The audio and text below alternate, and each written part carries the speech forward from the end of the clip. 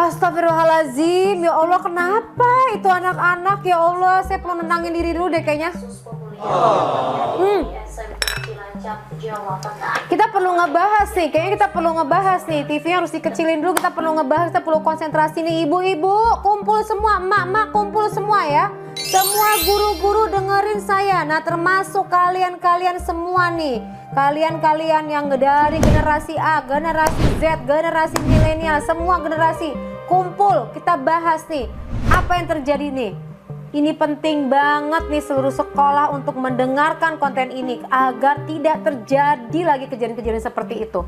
Langsung pembahasan ini penting, like, subscribe, and share terlebih dahulu.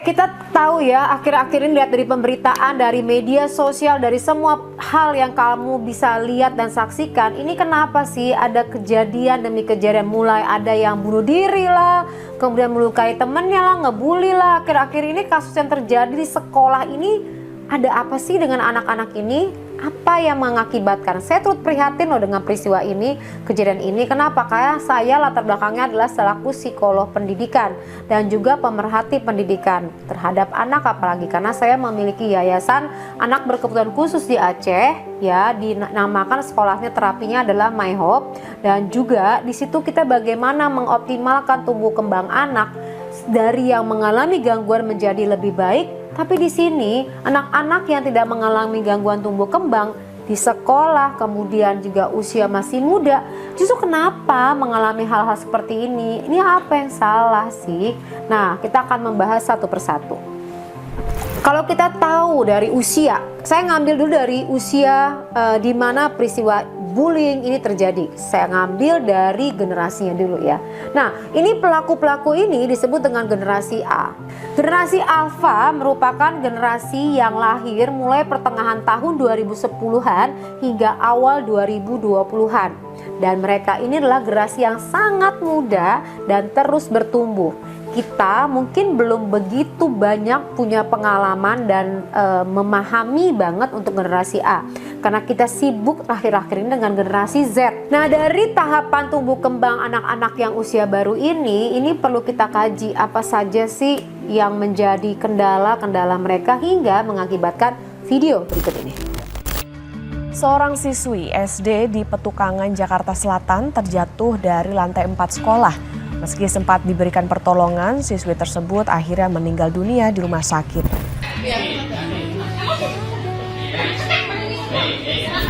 Karena orang tua korban masih membutuhkan pelaku dari kekerasan yang dilakukan kepada anaknya. Kalau memang seseorang melakukan tindakan meloncat dari gedung, ya, kalau memang benar itu meloncat karena kesadaran sendiri untuk mengakhiri hidup, perilaku seseorang itu berarti udah kondisi yang depresi. Karena depresi itu kalau dibiarkan itu akan mengakibatkan ingin mengakhiri hidup. Kalau memang benar seperti itu beritanya ya. Karena ini saya belum clear informasinya. Nah, melakukan tindakan untuk bunuh diri itu sangat-sangat kondisi yang benar-benar terendah dari individu. Apa yang dialaminya? Apakah dia mendapatkan bullying? Apakah dia punya persoalan tersendiri? Tapi kalau kita ingat-ingat usia masih muda, persoalan hidup apa yang dialaminya? Nah, saya khawatir, saya belum tahu informasinya juga lagi-lagi. Bagaimana pertemanannya? Bagaimana support systemnya si anak ini? Kok sampai ia melakukan tindakan ini? Apa yang dirasakan taban hari?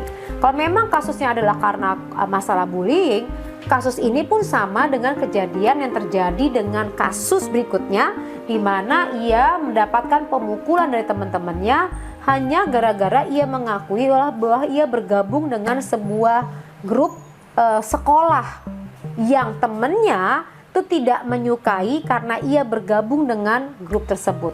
Jadi hanya gara-gara si pelaku nggak suka lalu memukul. Nah, mentalnya mereka pada saat menghadapi bullying itu seperti apa? dan pelaku bullying itu seperti apa. Kenapa kaitannya dengan generasi A? Kita bahas lebih dalam lagi yuk. Bullying adalah segala bentuk penindasan atau kekerasan yang dilakukan secara sengaja oleh satu orang atau kelompok yang lebih kuat. Tujuan dari bullying ini adalah untuk menyakiti orang lain dan dilakukan secara terus-menerus. Untuk bentuk bullying sendiri ada bullying fisik, verbal, dan bullying yang tidak langsung. Bullying fisik misalnya menonjok, mendorong, memukul, menendang, menggigit. Bullying verbal antara lain adalah menyoraki, menyindir, mengolok-olok, menghina, dan mengancam. Dari gambaran penjelasan tadi, data dari Program for International Student Assessment atau PISA, anak dan remaja di Indonesia mengalami 15% intimidasi, 19% dikucilkan, 22% dihina, dan 14% diancam. 18% didorong sampai dipukul teman, dan 20% digosipkan kabar buruk. Sedangkan dari United Nations International Children's Emergency Fund atau UNICEF mencatat Indonesia memiliki persentase tinggi terkait kekerasan anak. Bila dibandingkan negara Asia lainnya seperti Vietnam, Nepal maupun Kamboja, Indonesia menempati posisi yang paling tinggi. Astagfirullahaladzim. Dari gambaran data UNICEF tersebut, jadi rata-rata yang terjadi ini bukan tindakan insiden. Jadi bukan tindakan yang suddenly, tapi tindakan ini sudah terjadi dari kecil menuju ke besar dan terus-menerus secara konsisten. Jadi kalau misalnya Anda mendengar satu anak mendapatkan informasi nih ya, para guru ya, atau misalnya anak di sekolah terlihat dibully, itu bukan satu kali. Itu pasti si anak itu pernah mengalami hal serupa yang kecil dulu sebelum yang besar. Misalnya sekarang didorong-dorong sama temannya, itu sebelumnya pasti ada kejadian-kejadian lagi gitu loh. Jadi kalau kita ngeliat peristiwa itu jangan pernah percaya begitu aja dengan kalimat bahwa ini baru pertama kali kami melakukan ini Miss atau Bu. Jangan. Artinya ini ada kejadian-kejadian lagi sebelumnya. Cuman rata-rata anak yang mengalami bullying itu nggak akan pernah cerita sama orang tuanya. Dari mana saya tahu? Memang seperti itu kenyataannya. Jadi mereka akan diem. Kenapa? Kalau dia cerita, dia speak up bahwa dia mendapat bullying, resiko yang diterima lebih besar lagi ketimbang dia cerita. Jadi untuk orang tua, tolong Anda perhatikan ekspresi wajah anak Anda, gesture badan anak Anda itu seperti apa. Nah kalau Anda kurang memahami mengenai micro expression, tolong pelajarin deh sebagai orang tua. Please belajar tentang micro expression anak. Caranya gimana? Langsung aja ke www.poppyamalia.com. Di situ ada belajar teknik membaca ekspresi wajah anak ya. Bisa untuk anak, bisa untuk semuanya. Penting banget sebagai guru untuk bisa menguasai hal ini. Karena dampak daripada bullying ini seperti kejadian yang kita lihat tadi, bisa sampai disinyalir anak tersebut loncat dari lantai 4 loh. Karena tekanan yang dihadapi gara-gara bullying itu sangat luar biasa, atau bahkan sampai dipukulin oleh teman-temannya itu karena ketahuan. Bisa dibayangin nggak kalau anak itu berarti selama ini mengalami hal yang sama terus-menerus dan dia diem aja. Nah, kita akan bahas lebih dalam lagi ada apa dan bagaimana solusinya. Nah, kalau sudah terjadi bullying, apa yang harus dilakukan? Kalau sudah ada mendengar atau melihat, nah ini segera ditangani. Bahkan menurut saya sebelum kejadian terjadi perundungan atau bullying, semua sekolah, sekali lagi saya kasih tahu ya, semua sekolah baik TK, SD, SMP, SMA, bahkan kuliah, ini harusnya berlaku untuk mensosialisasikan bahwa tidak boleh untuk adanya terjadi bullying.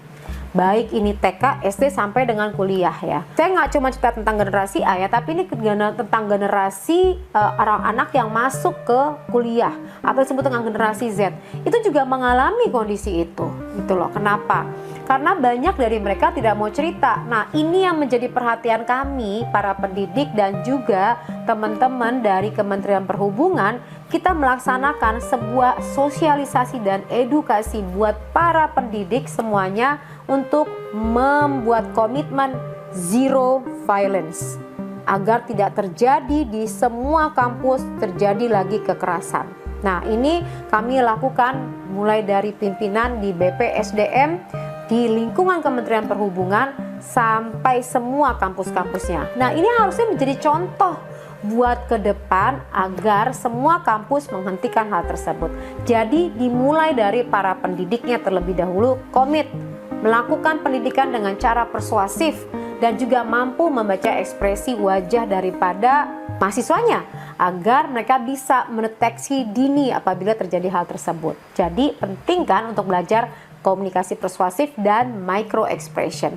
Namun para pendidiknya juga harus mendapatkan reprogramming program dan juga layanan konseling ya apabila ditemukan ada anak yang menjadi korban bullying ini. Kembali lagi untuk kasus ini, cara mencegah. Pertama tadi kan sudah saya sampaikan adalah adanya edukasi ya sebelum ada peristiwa itu. Nah yang kedua, sebaiknya sensitif terhadap korban ya. Jadi kalau mendengar, melihat, segera menangani dan mendapatkan penanganan secara profesional karena dampaknya terhadap psikologis banyak sekali. Bisa mengakibatkan depresi, bisa mengakibatkan self confidence menjadi rendah, dia tidak berani untuk berprestasi, dan sampai besar itu terbawa terus ketakutan dan traumatiknya.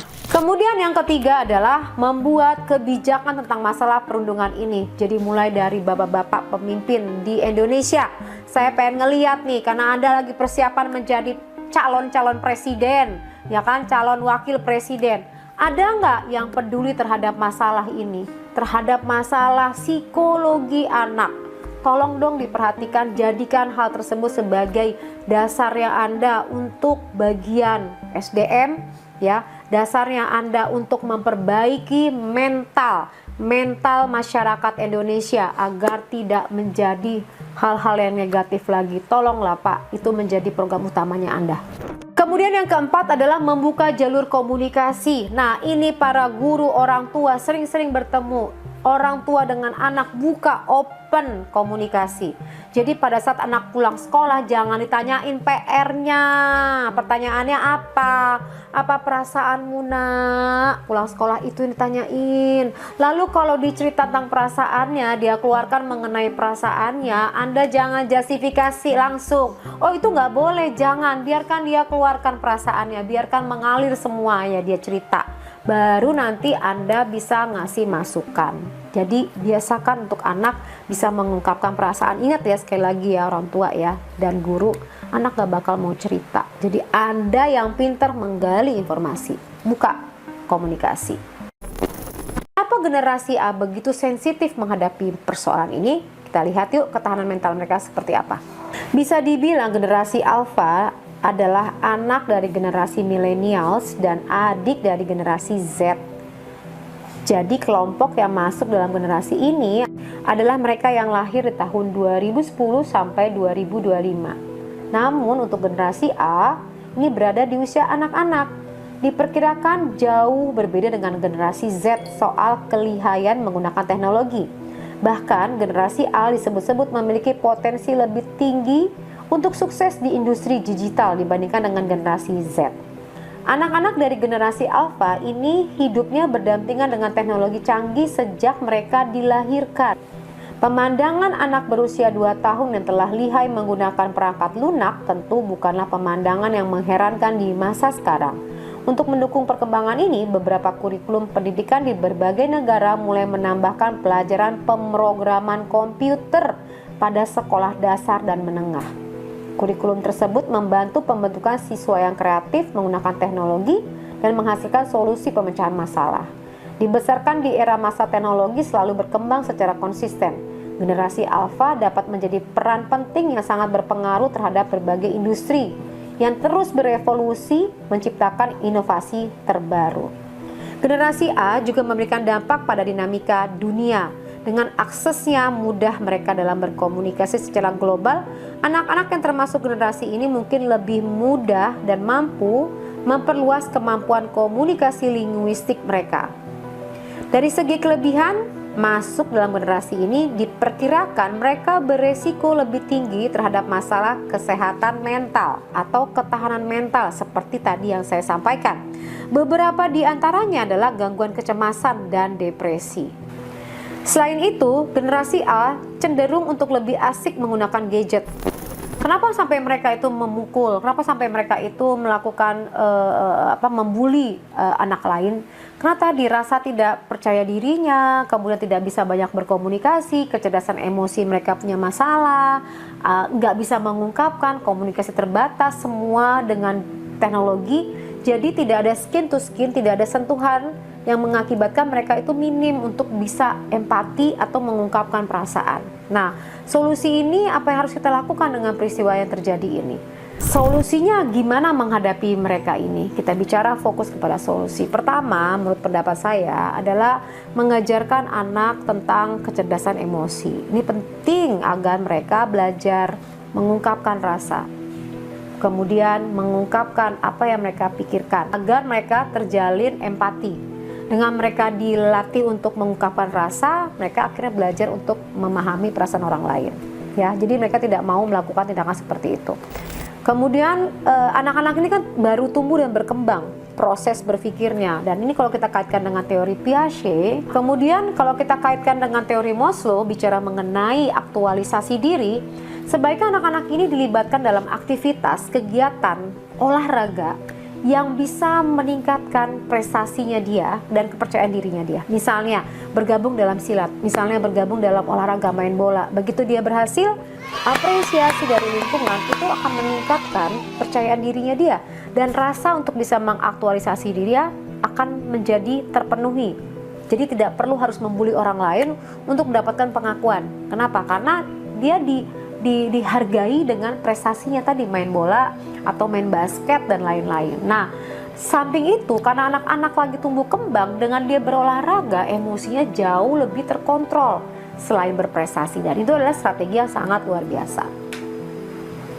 Kemudian untuk orang tua juga perlu mempertimbangkan pola pengasuhan yang tepat ya, karena pola pengasuhan itu ada yang namanya demokratis, ada pola pengasuhan yang otoriter, dan juga ada yang permisif. Permisif membiarkan anak terserah mau ngapain. Otoriter, pokoknya, cuma satu suara, tidak bisa mendengar masukan. Sebaiknya memilih demokratis. Kenapa? Karena pola asuh demokratis itu mendengarkan masukan. Kenapa nak kamu melakukan itu? Apa alasannya? Diskusi, kasih pandangan. Walaupun masih kecil, iya. Kenapa? Karena nanti dia gede berhadapan dengan orang lain akan menggunakan teknik yang sama. Jadi demokratis yang diterima, demokratis yang akan diaplikasiin.